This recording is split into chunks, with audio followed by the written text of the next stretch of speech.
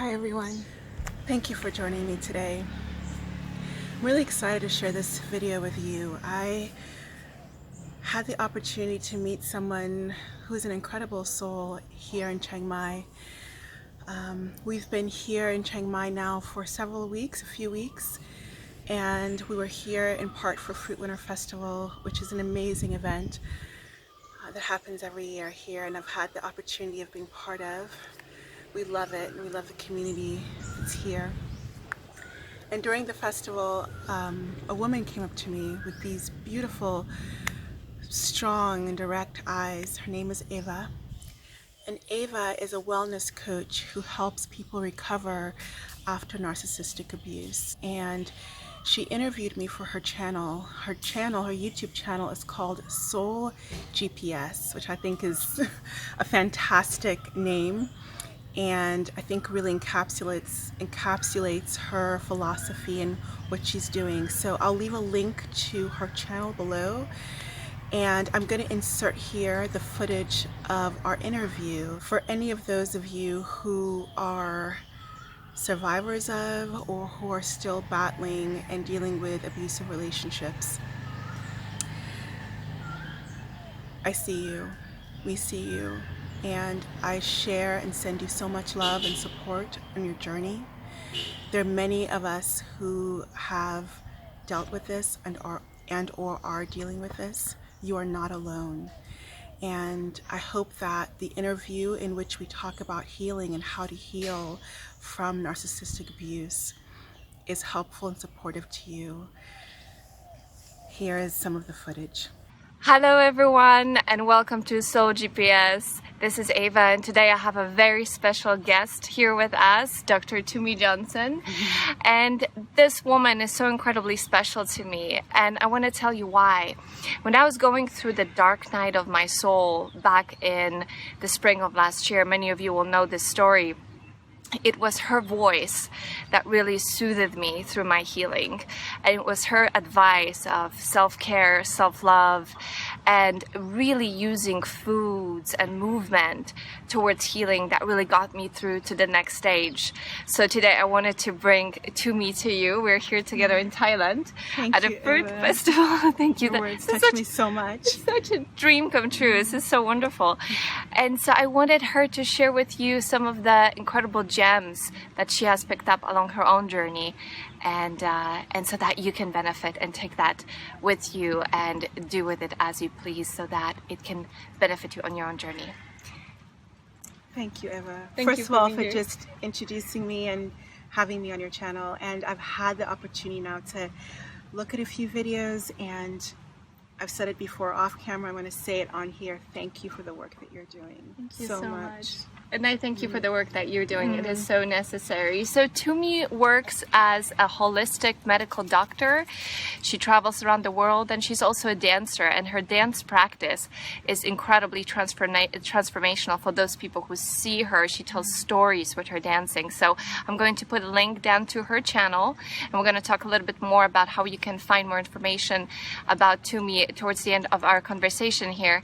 But I highly recommend that you check it out, because the information you'll find there is quite inspirational.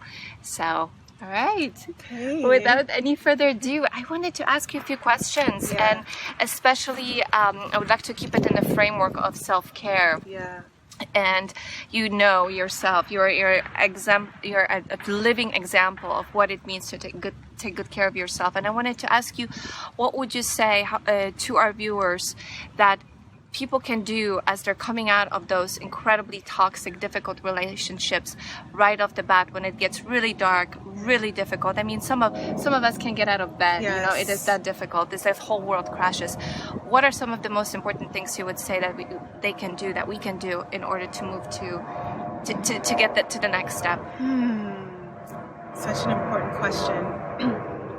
If there's one thing I would say, that I think that one thing from that so many things come from, it would be self-love. If there's one thing I would say to practice, because it is a practice, is unapologetic self-love. And I'm going to say why. I think, you know, I've had the privilege of working as a doctor now for over 15 years, and I've met many people who have survived really toxic relationships.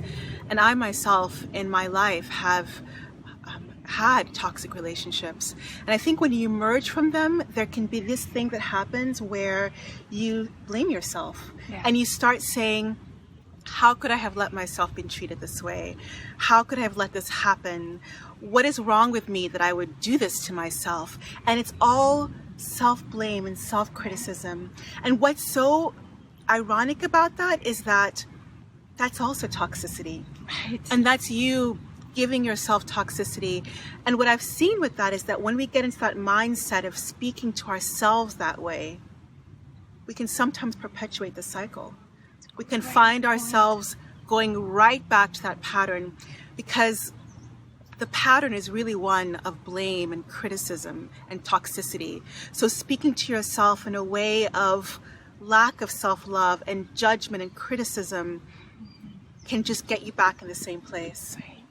So what I find, the chink, the clink, the way that breaks the cycle is to do the opposite.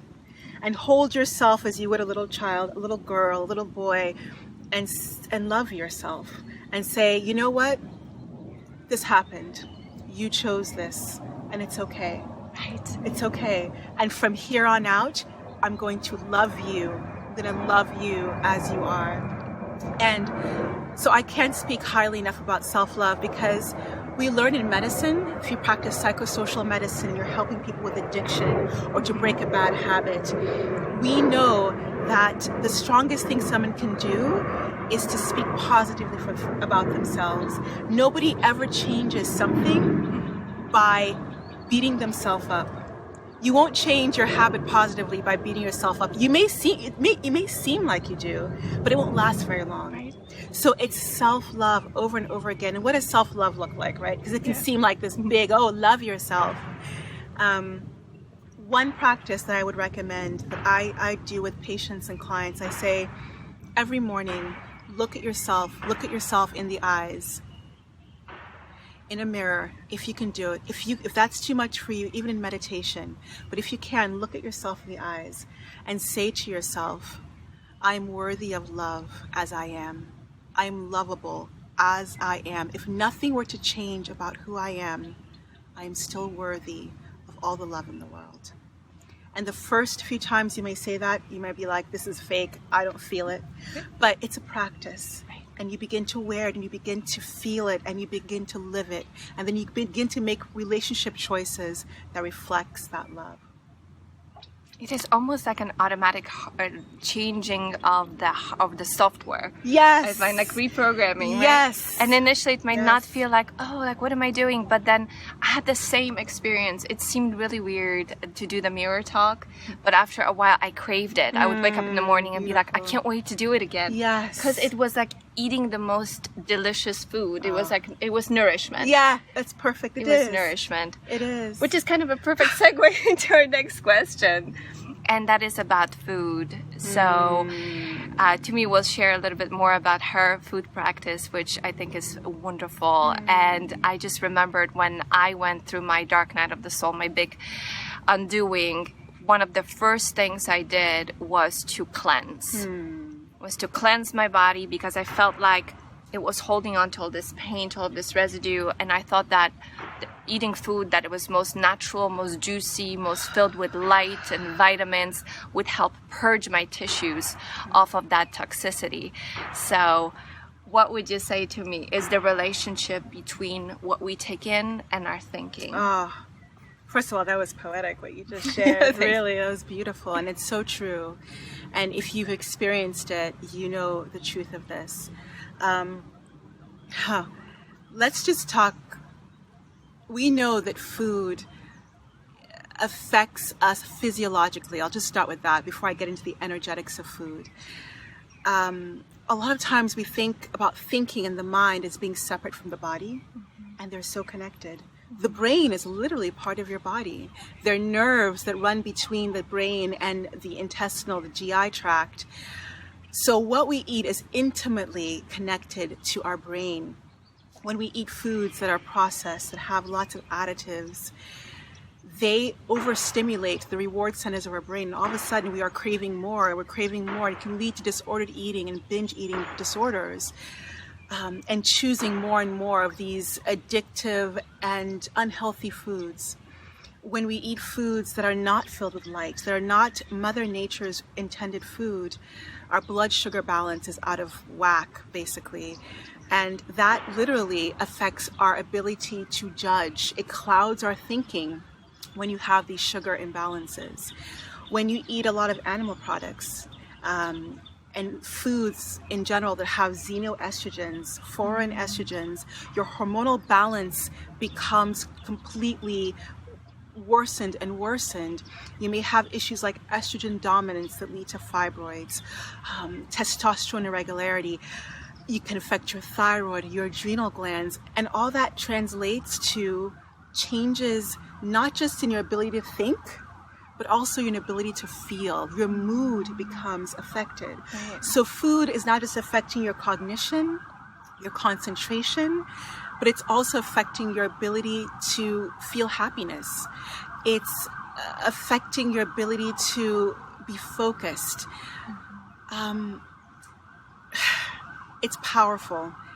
Food is powerful, can be powerful, powerful medicine. And so it's one of the foundations of the work that I do.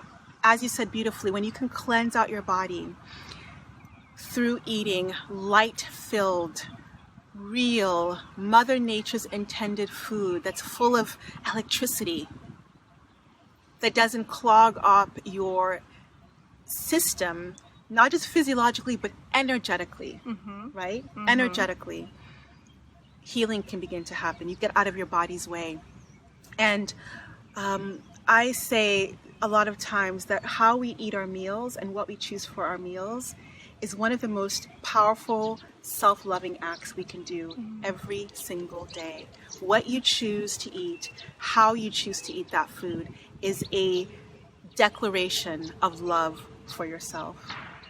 And I know that you have a very beautiful eating nourishment practice. So there's a lot of intention that can go into how you consume your food, into the preparation as well. It digests better, assimilates better when you're actually with the food. It can become a meditation, and it's a great practice of mindfulness, right? Which allows you to I don't want to use the word fight, but let's just use it here for a moment, to fight off the hijacking, right, that occurs of the thinking process, the cognitive dissonance, the wondering, the mulling over the relationship, right, because that can last for a while. But when you really get mindful with your food, take it in as love and healing, that is a wonderful meditation practice as well. Absolutely. So I love how you say how the two really dovetail. When you have the positive thinking, then you eat really high electricity, nourishing foods, and then if we add one more component to it, which is movement. Oh yeah. See this lady move. Movement. We're all movers. In whatever way it feels joyful to our soul, we are movers. We move in our mother's bellies. Before we come out of the womb, we're constantly cartwheeling and dancing, and we are movers. And it's because as we get older, we stop moving with such joy, or stop moving with such regularity, that a lot of us become sick. Right. And the studies all show it. The more you move regularly, the healthier you are. If you move regularly, there's studies that show you reduce your risk of cardiovascular disease. And cardiovascular disease, which includes heart attacks and strokes, that's the number one across the entire world. It's the killer. Number one killer is cardiovascular disease right now. So moving regularly prevents cardiovascular disease. It prevents diabetes. It prevents things like being overweight. And it also helps with recovery. So if you become pregnant and you birth a child into this world, or if you have an unexpected surgery, your chances of recovering quickly and well from this change in your body is so much more heightened if you've been fit and moving regularly before. So we know those studies, those exist. But outside of that, I think movement is all about embodiment. Movement offers, I think, this ability for you to step more powerfully into your body. And I think honestly, Eva, as when people survive trauma, including abuse, there can be a real disconnection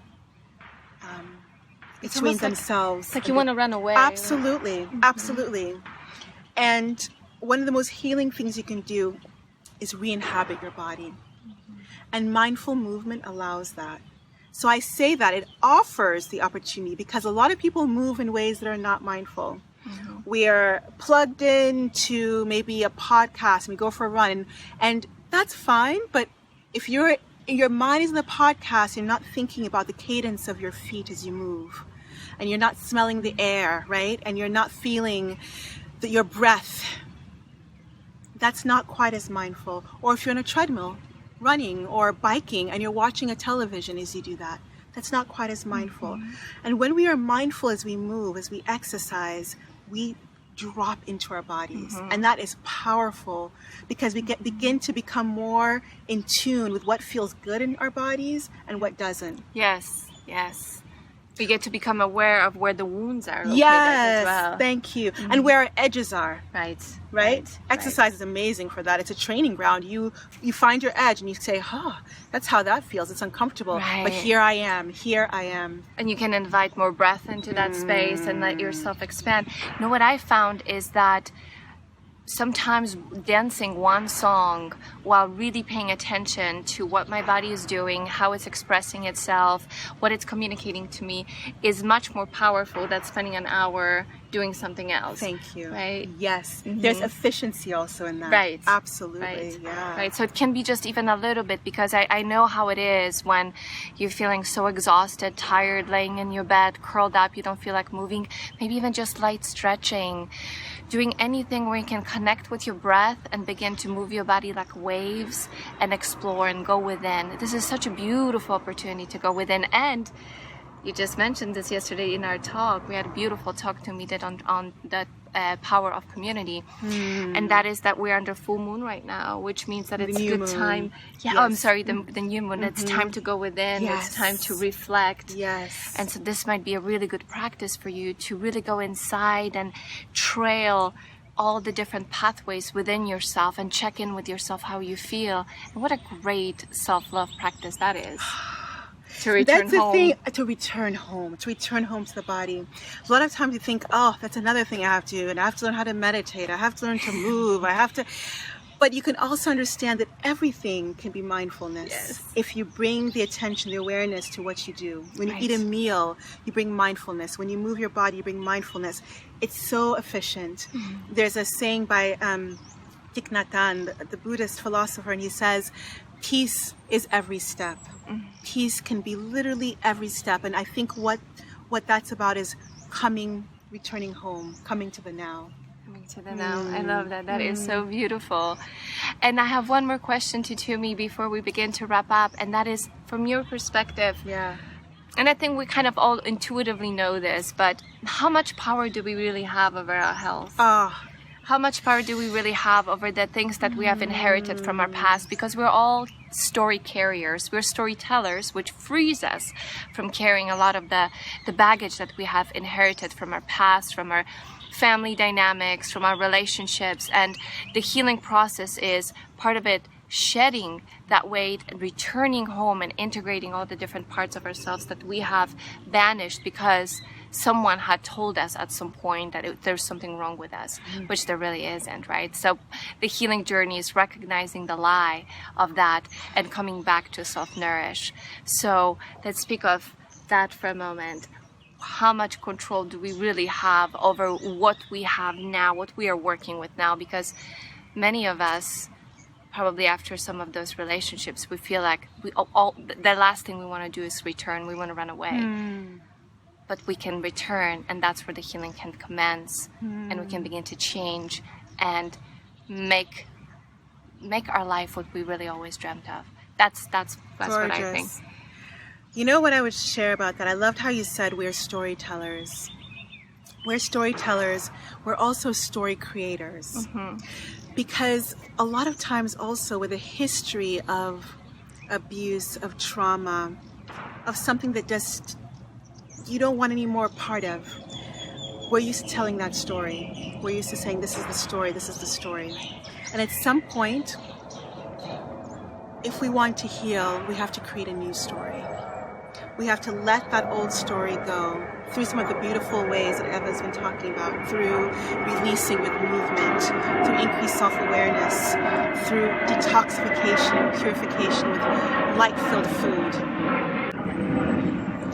Through those ways, we can let go of the stories that no longer serve us, and we can begin to create new stories. And I think this is really important because it's empowering. If we feel that we have this story that our mother told us, our partner told us, we've told us, if it no longer works for us, we can absolutely rewrite our stories. And you asked me, how much control do we have? And I love this question because I just wrote a book. I don't know if I've shared this with you. I finished writing a book. It's called Delicious Healing because I believe healing is a lifelong journey, and healing is about wholeness. And I believe, you used the word, I think earlier, I believe it should be delicious. I believe it is delicious if we bring that mindset to it. So in Delicious Healing, I talk about 7 aspects of health that I believe are so key towards living your happiest, most delicious, healthiest life. Food was one of them, movement's one of them, but another one is love. Another one is love. There's 7 of them, but what I wanted to talk about with that is that you mentioned, do we have control over these different aspects? And I would say, I believe we have more control than we even think we do. Even if, let's say food, you say, I live in a food desert, or I live in Scandinavia in the wintertime, there is no fresh fruit and light-filled food to be had. I don't have control over that. Maybe not, but maybe you can choose other foods that might not be raw vegan or living foods, but you can choose something a little bit healthier than processed food. There's a spectrum. Right. But even more than that, I would say, look at what you feel like you can control. Look at the other aspects. Look at the love in your life. Look at movement. Look at rest, which is another part I speak about. Huge. Look at the aspects of your life you feel like you have control over. Because I also think that it's a domino effect. The more you move towards which you have control over and start positively shifting that, the more you feel empowered. You understand that it's all mindset. And then you see you have much more control than you really do, and can start changing other aspects of your life. Right, and that really invites, it's like when you talk about embodiment and really incarnating into this life to really fully hone the lessons, you're also more fully inhabiting your environment. You're claiming your space. And I think that so many of us, you know, we come from a place where we felt like there was really no place for us in this world, and we just kind of, you know, vagabonded around and were susceptible to predators, to abusers, because we didn't claim our place. And this is the turning point right now. I just want you to guys know that if you're going through this is a beautiful opportunity to become more conscious, more fully embodied, and much more empowered. So hopefully this is what our little conversation here in Thailand has brought you, is some more empowerment, some more ideas for the things that you might want to do for yourself. And always remember to let your intuition guide you, because deep inside you know absolutely what is best for you. Yes. And thank you so much for your time and for your beautiful intention and just showing up with all this full embodiment and presence. It's just such an honor to be around you. So thank you. I feel the same way. And thank you guys for sharing the space with us. Thank you. And being here and showing up for yourself. Much love to you. Much love. Till next time. Bye-bye.